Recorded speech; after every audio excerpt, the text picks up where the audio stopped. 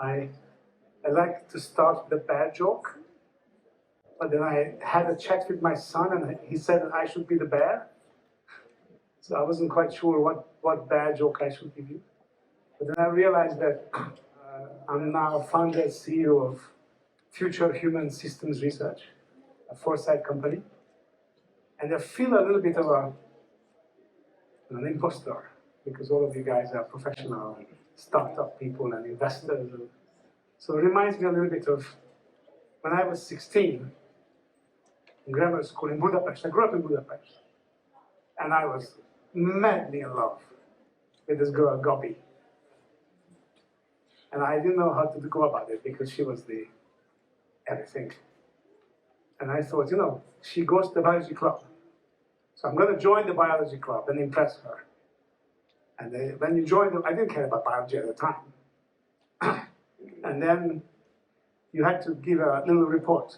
So I read a book about why some mammals have very large brains, which had two consequences. One consequence was that she was my first love, and it was 7 years we lived together, it was wonderful. But the other consequence was, funnily enough, 25 years later, I wrote the mathematical model that explained why some mammals have large brains. So I thought maybe I should tell you a little bit about how a Martian biologist studying human or Earth life would see the artificial intelligence revolution. They would be scratching their heads. There are these beings like all of you. And these beings have these calculations running in some networks, some biological networks in their heads. And isn't that weird that these particular species of beings, you lot, somehow move some of these patterns from one head to the next, to the next, to the next, using variations in the pressure waves of the planet's atmosphere. Because that's what we are doing now. Some of these networks, patterns, go into your networks. What happens then with this species? Yeah? So that allows us to pass on what's in our heads within peers, but it also allows passing on between generations. So it allows cumulative culture, allows the maintenance of a knowledge system in a group. But this technology, telling stories, telling narratives among peers and across generations, is limited by size. So what did we invent? We invented the idea of carving some of these in stone, like the Maya did, or flattening plants and changing light patterns on these plants. Writing. And it allows a larger group size. Every culture that ended up in large groups, which all the farming cultures, invented a way of doing this. But then we thought, you know what we could do? We could melt some rock, because silicon and metal are rock, and we could run electron patterns on these rocks, and they will represent what's in our heads. And because algorithms in our head are driving this thought-sharing process, we're simply moving those algorithms onto these melted rock structures. And now we have a computer. And that's when the Martian biologist says, right, what on earth is going on here? Because suddenly, intelligence is not biological. Because when intelligence is being done by a computer, that's for the first time in human history that intelligence is not running on biological systems. In fact, the first time in the history of life on the Earth.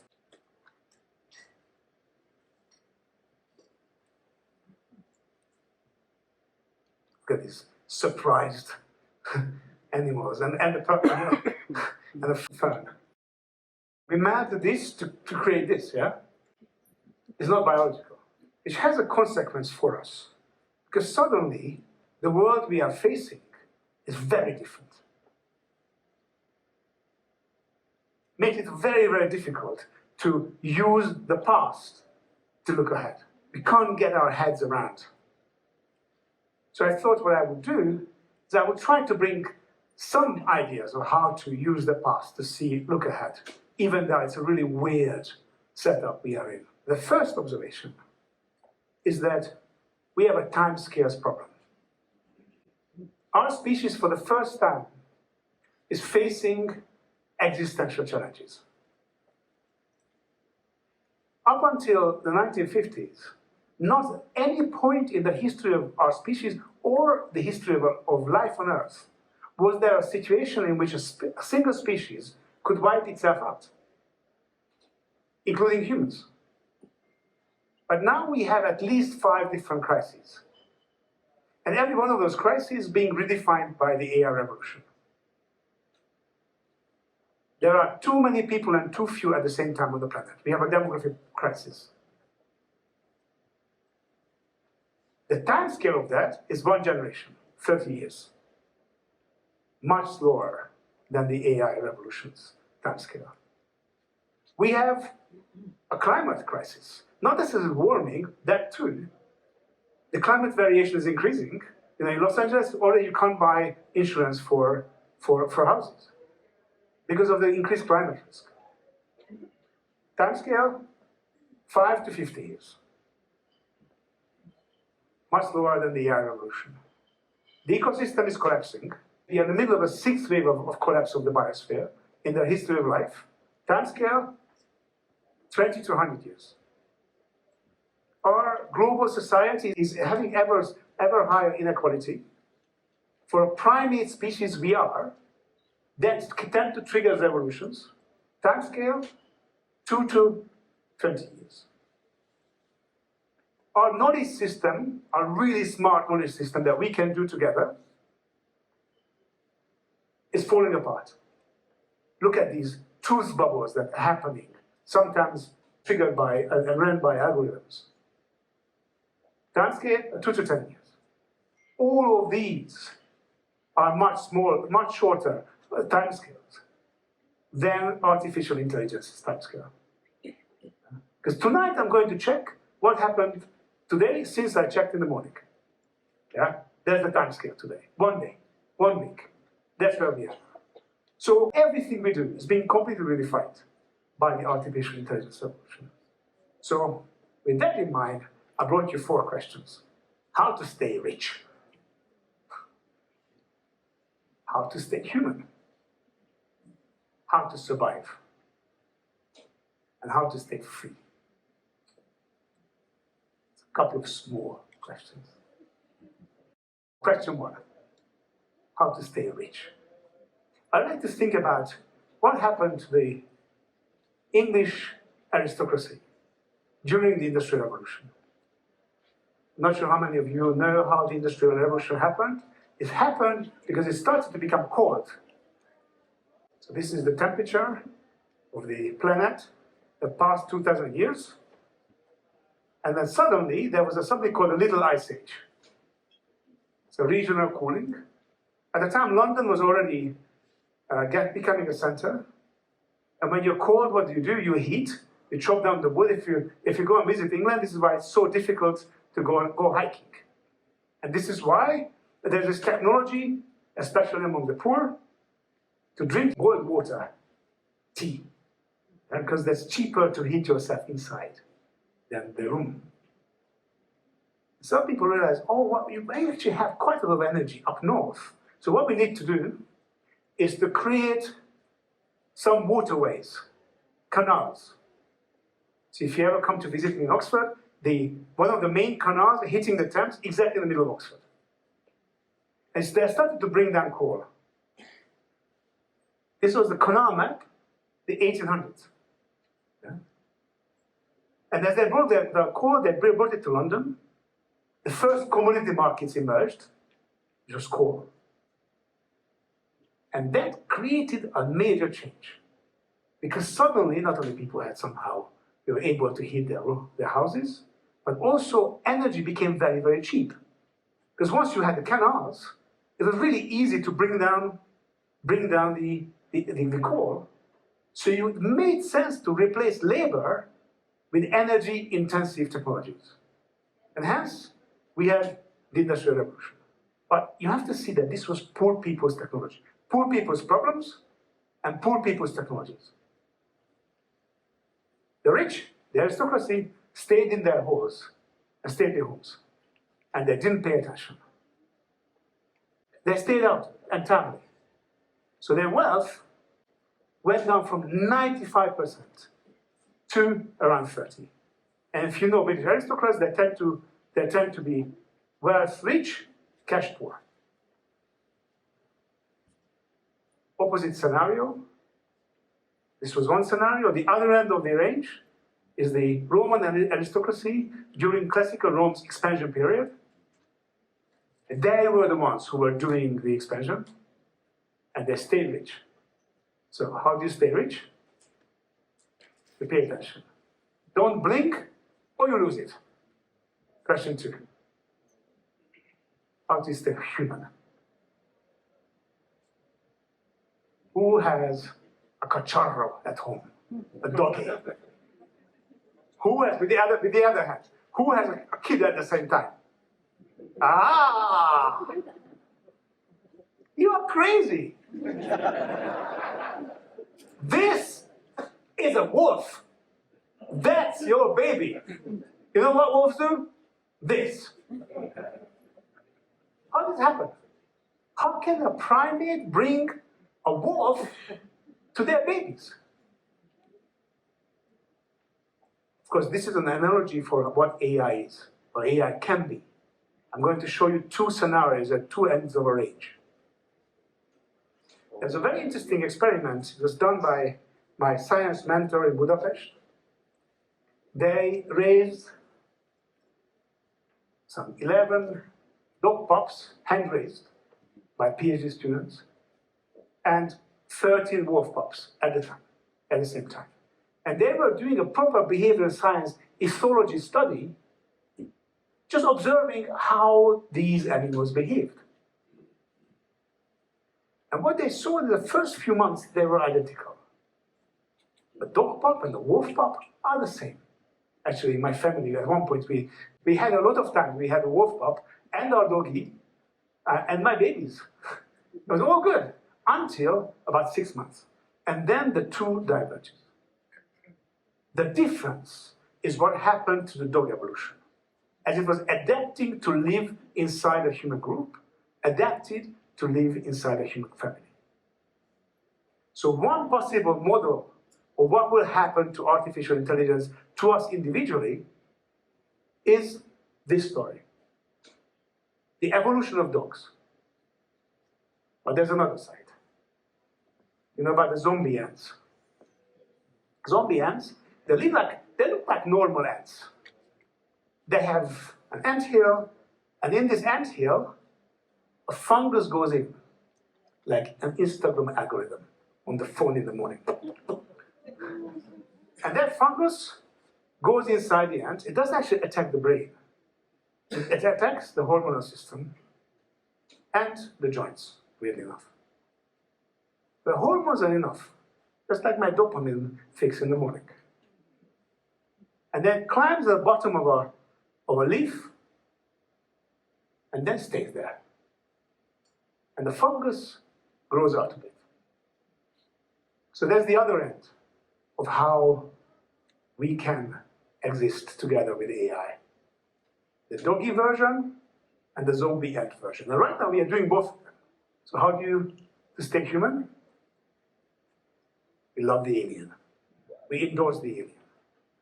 In my company, we have 5 principles. And it's very nice because, you know, a behavioral scientist could design the principles for the company. And one of them is we treat our AI companions as co-workers. Because we love the alien. We engage with the alien all the time. 3rd question. How to survive? How do we end up surviving this transition?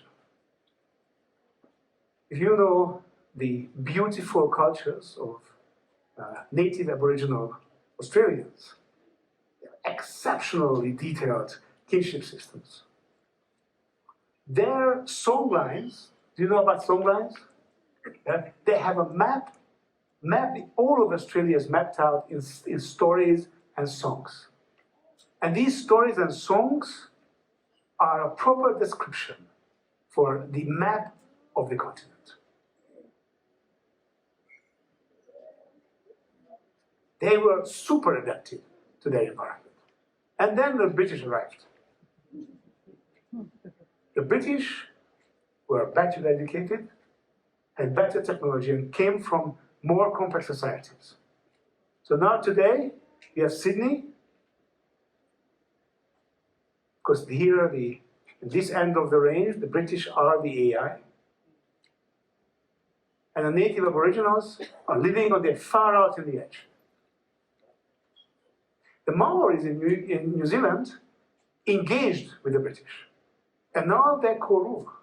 Or if you look at Saudi Arabia, what happened in Saudi Arabia after the oil crisis in 72, 73, which for them was a lot of revenues. They had a lot of people coming in as well, the guest workers. Better educated, better technology, more complex societies. But the Saudis maintained the control. So what do we learn to this? How do we survive as societies? We stay flexible. Don't overfit. Question 4. How we stay free. In a way, this is the most important of the 4 questions. So, because I'm about to go back to Oxford and start teaching my first years of economics, I will do a little bit with you, if that's okay.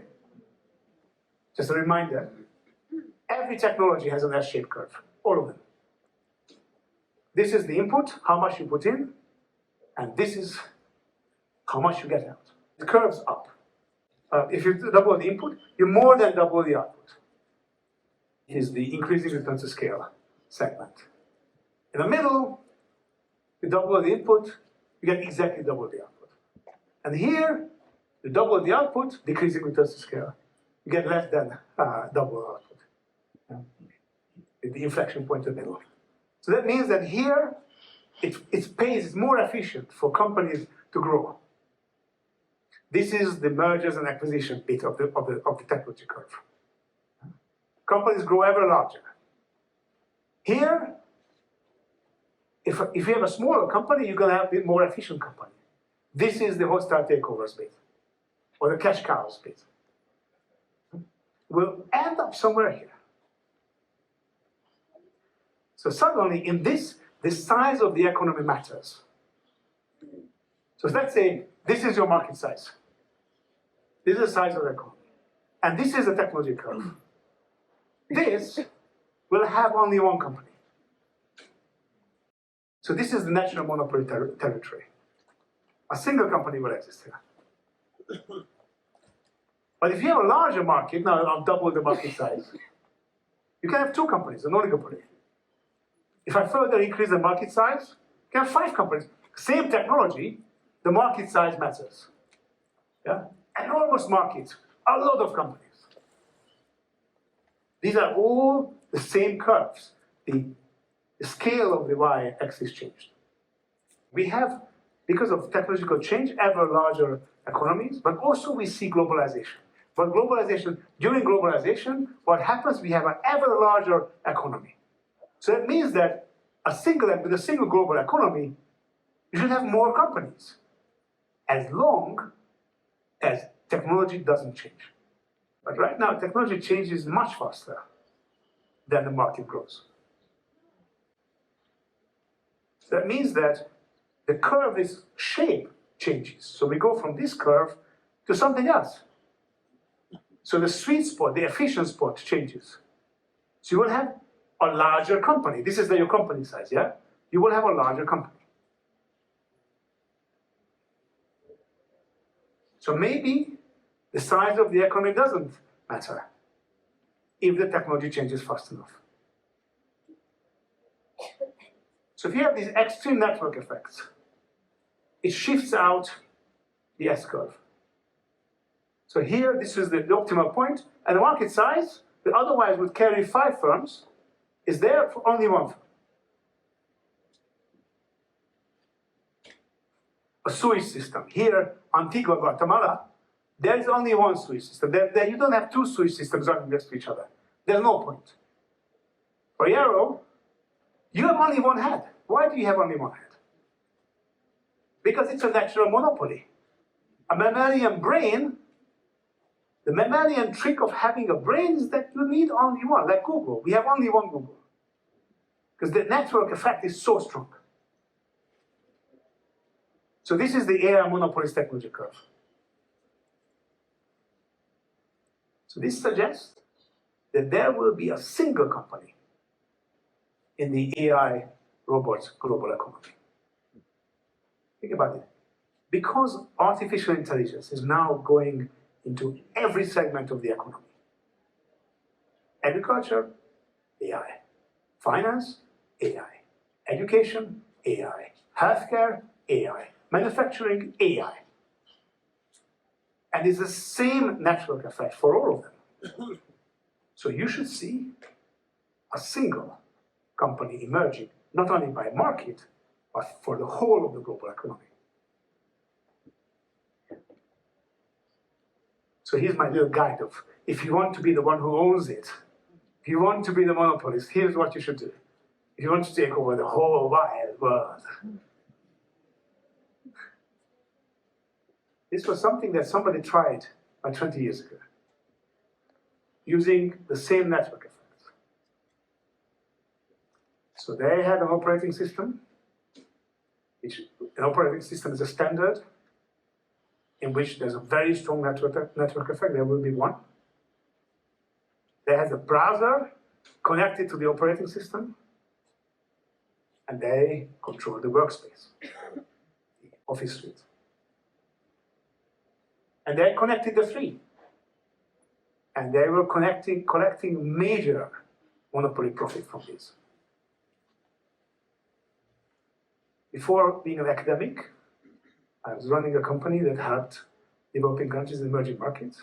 And some of the emerging markets were choosing to buy pirated software as a policy decision to give to their government bureaucracy, to the teachers, to the students, because they wanted to go through the AI revolution, but the fees to Microsoft would have been in several percentage of their GDP. What happened? The European Union stepped in, and the EU regulators forced Microsoft to cut itself up into pieces. And the owner, who was collecting the monopoly revenues, then turned around and became the biggest philanthropist, one of the biggest philanthropists. So this already happened before. Today, something's also happening. Because today also have a network effect, yeah? But we ran out of human data. We ran out of data that's being written down. So if you want to be a monopolist, what should you do? To get all the current discussions. You need a social media company that picks up all the chatter. That's only what people say. What I want is what's in your head. Ah, you need a little implant back here, yeah? That collects all the data directly. And I also want to see what people do. We have a lot of satellites, and those satellites will have, each one of them will have a camera at the planet. But humans, we are running out of humans. What humans can do? We need a bunch of machines, physical machines, that work like human brain, that go and experience the world. Cars, robots. And just like the sewage system and Google, we need to have control of the communication system. So if today you want to own the whole wide world, this is what you should do.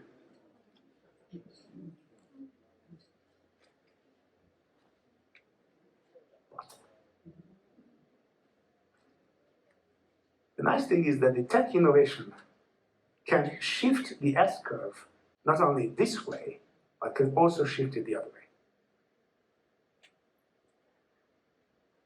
Every time we're shifting to localized computing, something that's localized and specialist, you need local specialists. we are shifting not in this direction, but we are shifting to this direction. This is what happened when computing went from mainframes to personal computers. Or TV networks were replaced by YouTube creators. Or we see today when mass manufacturing is shifting to intelligent manufacturing and 3D printing. Every one of these is moving from something large to decentralized. And with that, we would have a more efficient market, but we would have millions, possibly billions of firms. In some of the scenarios, what we see is that rather than one end of the range is a single company, the other end of the range is at the end of the firm, because every human being will be a separate firm. Maybe every AI robot will be a separate firm. In terms of, that's the efficiency point, that's the sweet point. And this is where we are now, in this range. A bit like Yarrow's brain. But his brain is a mammalian brain, a natural monopoly. Yeah? The alternative is a decentralized cognition, like an octopus. You know about this, 8 legs, I come to 8 legs, but imagine. And those 8 legs, a lot of computation is local. So you end up like a decentralized economy. A bit like what happened to Korea after the Korean War. When the Korean War ended, there were 2 solutions. One was a central planning solution, and the other one was a decentralized economic solution. For 10 years, for about a decade, it seemed like the central planning solution is winning. This is the image of today. Yeah?